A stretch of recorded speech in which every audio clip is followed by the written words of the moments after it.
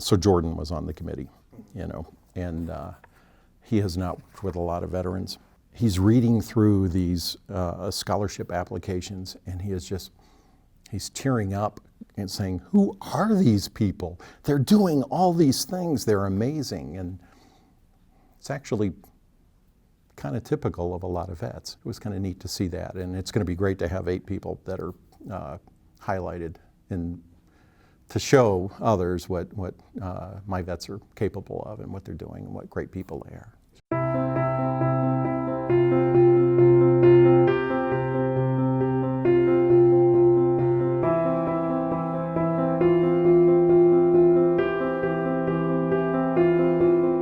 I'm Paul Morgan. I'm the director of the Veterans Support Center. The center is a one-stop shop for veterans to come and receive support, camaraderie. We have a lounge. We have advisors for GI Bill benefits, VA benefits, study hall, free tutoring, and things like that to help them succeed in higher education at the U.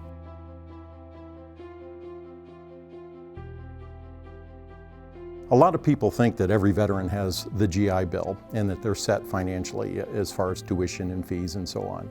But actually only about 60% of veterans have the GI Bill.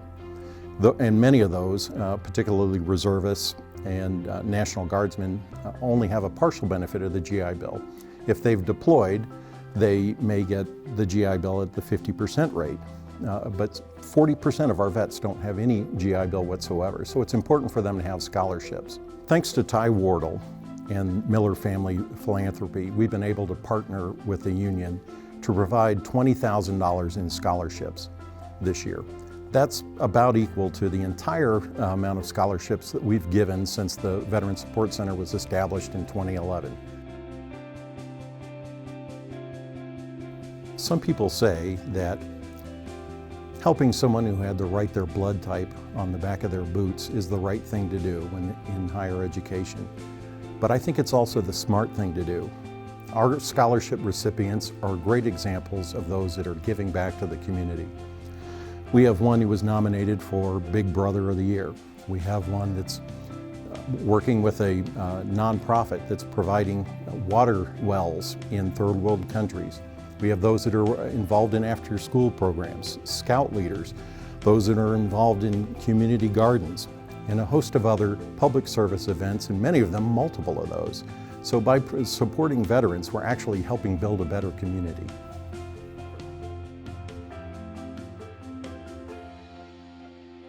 Transitioning from the military can be difficult, and that's why we have a Veteran Support Center to build community among veterans.